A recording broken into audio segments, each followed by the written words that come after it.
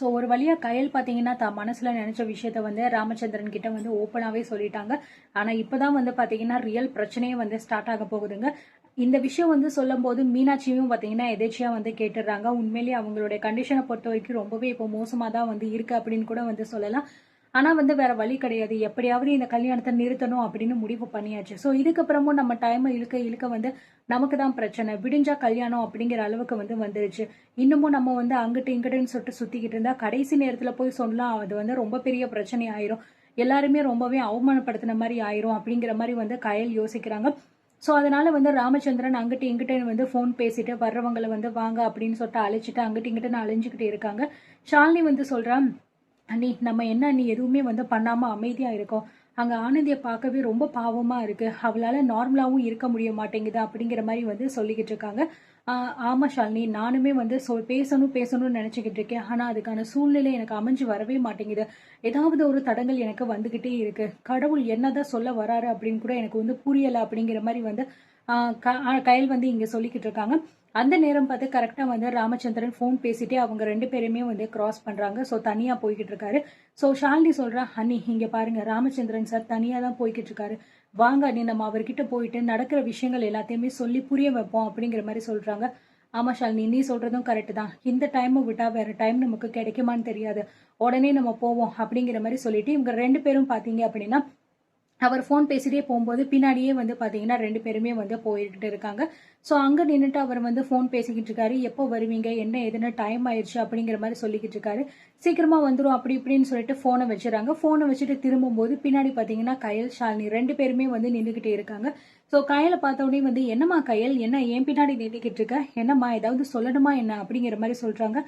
ஆமா சார், ஒரு முக்கியமான விஷயம் உங்ககிட்ட சொல்றதுக்காக தான் சார் நான் வந்தேன் அப்படிங்கிற மாதிரி சொல்றாங்க. என்னம்மா கயல், என்ன வேணும், ஏதாவது குறையா இருக்கா இந்த விசேஷத்துல, எதுவா இருந்தாலும் சொல்லுமா தாராளமா, அது உடனே நம்ம சரி பண்ணிடலாம். உங்களோட சந்தோஷம் தாம்மா எங்களுக்கு முக்கியம். அதுவும் எங்க வீட்டு மருமகளை நாங்க மருமகளா இல்லாம மகளா பாக்குறோம். அவளுக்கு என்ன வேணும்னாலும் பரவாயில்ல, நாங்க செய்யறதுக்கு ரெடியா இருக்கோம்.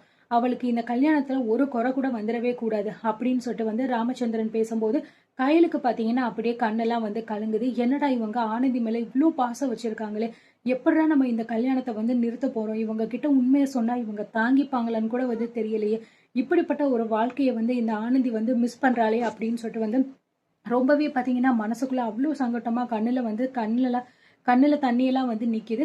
ஸோ பக்கத்துலதான் ஷாலினியும் வந்து நின்றுகிட்டு இருக்கா. அவளுமே வந்து யோசிக்கிறா, இவங்க இவ்வளோ நல்லவங்களா இருக்காங்களே, ஆனந்தி ஏன் வந்து இப்படி வந்து இருக்கா அப்படிங்கிற மாதிரியும் வந்து நினைச்சுக்கிட்டே இருக்காங்க.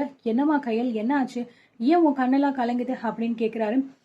அது வந்து சார், நான் உங்ககிட்ட ஒரு முக்கியமான விஷயம் பேசணும் அப்படின்னு சொல்லிட்டு தான் சார் அப்படின்னு சொல்லிட்டு சொல்லும்போது, அதாம்மா என்ன முக்கியமான விஷயம், நானுமே வந்து ரொம்ப நேரமா உங்ககிட்ட கேட்டுக்கிட்டு இருக்கேன், ஆனா நீ எதுவும் பதில் சொல்ல மாட்டேங்கிறியம்மா, எதுவா இருந்தாலும் நீ தாராளமா தயங்காம சொல்லுமா அப்படிங்கிற மாதிரி வந்து சொல்றாங்க. ஸோ இந்த மாதிரி ராமச்சந்திரன் பார்த்தீங்கன்னா கயல்கிட்ட பேசிக்கிட்டே இருக்கிறத வந்து மீனாட்சி வந்து பார்க்குறாங்க. ஏன்னா ராமச்சந்திரனை வந்து எங்கே இவரை ஆளை காணும், ஸ்டேஜில் வந்து நிற்கணும் அப்படிங்கிற இடத்துல தான் இவர் எங்கேயாவது தொலைஞ்சு போய்கிட்டே இருப்பார் அப்படின்னு சொல்லிட்டு பார்த்தீங்கன்னா இவங்கள தேடி வந்துகிட்டு இருக்காங்க. வர வழியில் பார்த்தீங்க அப்படின்னா தர்மலிங்கத்தை வந்து பார்க்குறாங்க. அண்ணே இவரை பார்த்தீங்களா அப்படின்னு கேட்குறாங்க. இளையம்மா மீனாட்சி, நான் ஒன்றும் பார்க்கலையே, தெரிஞ்சவங்க வந்தாங்க, அவங்க கிட்ட பேசிட்டு நான் இப்போதாம்மா இங்கிட்டு வரேன் அப்படின்னு சொல்றாரு. நான் அப்போதேருந்து அவர் தேடிக்கிட்டு இருக்கேனே, எங்கே போனாருன்னே வந்து தெரியல. போகும்போது சொல்லிட்டும் போக மாட்டேங்கிறாரு, ஃபோன் பண்ணாலும் எடுக்க மாட்டேங்கிறாரு. அங்கே ஸ்டேஜில் வந்து மாப்பிள்ளையோட அப்பாவை கூப்பிட்டுக்கிட்டு இருக்காங்க அப்படின்னு சொல்லும்போது, ஓ அப்படியாம்மா, சரிம்மா நானும் போய் அவரை எங்கன்னு பார்க்குறேன், பார்த்துட்டு அப்படின்னா நான் உடனே ஸ்டேஜுக்கு கூட்டிட்டு வரேன் அப்படின்னு சொல்லிட்டு போயிடுறாரு.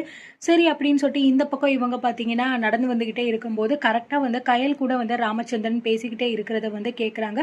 ஸோ அவங்க வந்து பார்த்தீங்கன்னா அவங்க பக்கத்துல வராம தூரமா நின்று அவங்க என்ன பேசுறாங்க அப்படின்னு கேட்கலாம் அப்படிங்கிற மாதிரி நினைச்சிட்டு வந்து நின்றுக்கிட்டு இருக்காங்க. அந்த நேரம் பார்த்து கயல் வந்து சொல்றான், சார் நான் சொல்ற விஷயம் வந்து கண்டிப்பா உங்களுக்கு ரொம்ப பெரிய அதிர்ச்சியா தான் இருக்கும். ஆனா எனக்கு வேற வழி தெரியல சார். இப்போ இந்த விஷயத்த நான் விட்டுட்டேன் அப்படின்னா இதுக்கப்புறம் என்னால சொல்ல முடியுமான்னு தெரியல. இதனால உங்களுக்கும் கண்டிப்பா பாதிப்பு அப்படிங்கிறது இருக்கும். முதல்ல நான் சொல்ற போற விஷயத்த கேட்டுட்டு கண்டிப்பா நீங்க கோபப்படுவீங்க. அதுக்கு எங்களை மன்னிச்சிருங்க அப்படின்னு சொல்றாங்க. என்னம்மா கயல், நீ என்னென்னமோ சொல்லிக்கிட்டு இருக்க, எனக்கு ஒன்றும் புரியல, எதுக்காக இப்ப நீ வந்து மன்னிப்பு கேட்கிற அப்படிங்கிற மாதிரி வந்து சொல்லிட்டு, ஏதாவது பிரச்சனையாமா அப்படிங்கிற மாதிரி கேட்குறாங்க. ஐயோ பிரச்சனைலாம் ஒன்றும் இல்லை சார், இதை நான் முன்னாடியே உங்ககிட்ட வந்து சொல்லியிருக்கணும். நிறைய தடவை சொல்லணும்னு சொல்லிட்டு வந்தேன். ஆனால் என்னால் சொல்லவும் முடியல. அதுக்கான சுச்சுவேஷனும் எனக்கு அமைஞ்சு வரல. சரி, இதுக்கப்புறமும் நமக்கு டைம் கிடையாது அப்படின்னு சொல்லிட்டு தான் சார் நான் வந்து மனசை ரொம்ப இறுக்கமாக்கிட்டு தான் இந்த விஷயத்த உங்ககிட்ட வந்து சொல்கிறேன் அப்படின்னு சொல்லும்போது, பரவாயில்லம்மா, எதுவாக இருந்தாலும் நீ தாராளமாக சொல்லு, நம்ம எதுவாக இருந்தாலும் பார்த்துக்கலாம் அப்படின்னு சொல்லிட்டு அப்போ கூட அவர் வந்து ரொம்பவே பாசிட்டிவாக தான் வந்து பேசிக்கிட்டு இருக்காரு. அது வந்து சார், என் தங்கச்சி ஆனந்திக்கு இந்த கல்யாணத்தில் விருப்பம் இல்லை அப்படின்னு சொல்லிட்டு பார்த்தீங்கன்னா ஓப்பனாகவே வந்து கயல் சொல்லிடுறாங்க. ஸோ இதை கேட்டுட்டு வந்து பார்த்தீங்கன்னா ராமச்சந்திரனுக்கு பயங்கரமாக வந்து ஷாக் ஆகுது. ஸோ இந்த விஷயத்தை தான் வந்து பார்த்தீங்கன்னா இந்த பக்கம் நின்றுட்டு இங்கே மீனாட்சியும் வந்து கேட்டுக்கிட்டு இருக்காங்க. ஸோ அவங்களுமே அதை கேட்டோடனே பார்த்தீங்கன்னா அதிர்ச்சியில் என்ன சொல்கிறதுனே தெரியாமல் அப்படியே வாயடைச்சு போயிட்டு நின்றுக்கிட்டு இருக்காங்க. என்னம்மா கையல், என்ன சொல்கிற? நீ சொல்கிறது உண்மையா இல்லை நான் வந்து கனவுல இருக்கேனா அப்படிங்கிற மாதிரி கேட்குறாங்க.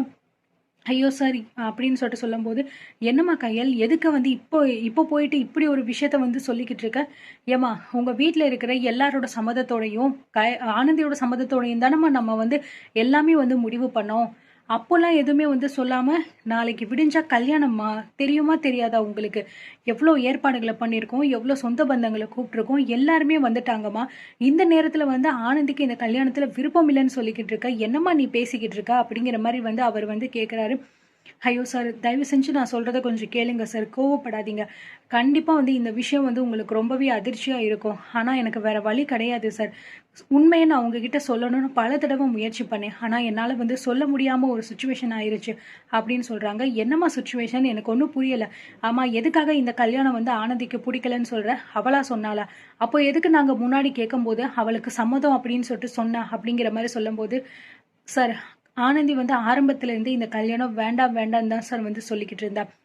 ஒரு கட்டத்துல வந்து இந்த கல்யாணம் வந்து பண்ணிக்கணும் அப்படிங்கிற ஒரு சுச்சுவேஷன் வரும்போது கூட அவ சூசைட் கூட அட்டன் பண்ணா சார் அப்படின்னு சொல்லிட்டு வந்து சொல்லும்போது, இதெல்லாம் ராமச்சந்திரன் கேட்கும்போது பாத்தீங்கன்னா ரொம்பவே அதிர்ச்சி ஆகுது. என்னம்மா, என்ன கையில் சொல்லிக்கிட்டு இருக்க, என்னென்னமோ சொல்லிக்கிட்டு இருக்க, இதெல்லாம் எப்பமா நடந்துச்சு, நீங்க இதை பத்தி எங்ககிட்ட எதுவுமே சொல்லவே இல்லையா அப்படிங்கிற மாதிரி சொல்றாங்க. இல்ல சார், அப்போதைக்கு அந்த பிரச்சனை வந்து சரியாயிடுச்சு. ஸோ நான் தங்கச்சி தான் வந்து இதை வந்து இது பண்ணிட்டாலே அப்படின்னு சொல்லிட்டு நாங்களுமே வந்து விட்டுட்டோம். ஆனா அவளுக்கு விருப்பம் இல்லை அப்படிங்கிறது கூட வந்து எனக்கு இப்பதான் வந்து தெரியுது. ஆனா அதுக்கு காரணம் வந்து உங்க பையனை பிடிக்கல அப்படிங்கிறது கிடையாது சார். அதுக்கு வேற ஒரு காரணம் அப்படிங்கிற மாதிரி வந்து சொல்லும்போது, ஸோ இந்த பக்கம் பாத்தீங்க அப்படின்னா மீனாட்சி அதை கேட்டுட்டு அவங்க கண்ணுலேருந்து அப்படியே வந்து கண்ணீர் வர ஆரம்பிச்சிருது. ஸோ ஏன்னா நம்ம பையனோட வாழ்க்கை அவ்வளோதான் போல இருக்கே, நம்ம பையனுக்கு ஒரு நல்ல பொண்ணாக பார்த்து கல்யாணம் பண்ணி வைக்கணும்னு நினச்சிக்கிட்டு இருந்தோம். ஆனால் இவங்க என்னடா அப்படின்னா இப்போ வந்து இந்த பொண்ணுக்கு விருப்பம் இல்லை அப்படி இப்படின்னு சொல்லிக்கிட்டு இருக்காங்களே, அப்போ நம்ம பையனோட வாழ்க்கை என்ன ஆக போகுது அப்படிங்கிறத நினைக்கும் போது அப்படி அவங்களுக்கு பார்த்தீங்கன்னா லைட்டாக வந்து தலை சுத்துற மாதிரி ஆகுது. அப்படியே மயக்கம் வர மாதிரி கண்ணெல்லாம் வந்து இருட்டிட்டே வருது. ஸோ என்ன சொல்றது அப்படின்னு தெரியாம பார்த்தீங்கன்னா ஒரு கட்டத்தில் அவங்க வந்து அப்படியே மயங்கியே வந்து விழுந்துடுறாங்க. ஸோ அந்த நேரத்தில் அங்கே இருக்கிறவங்களாம், மாமா என்னம்மா ஆச்சு அப்படின்னு சொல்லிட்டு போகும்போது தான் கரெக்டாக மீனாட்சி அங்கே மயங்கி விழுந்திருக்கிறத பார்த்த கயல், ஷாலினி, அதுக்கப்புறம் ராமச்சந்திரன் 3 பேருமே ஷாக் ஆகி நின்றுக்கிட்டு இருக்காங்க. ஸோ இதுக்கப்புறம் கண்டிப்பாக பெரிய பிரச்சனை நடக்க போகுதுங்க. என்ன ஏது அப்படிங்கிறத நம்ம பார்த்து தெரிஞ்சுக்கலாம்.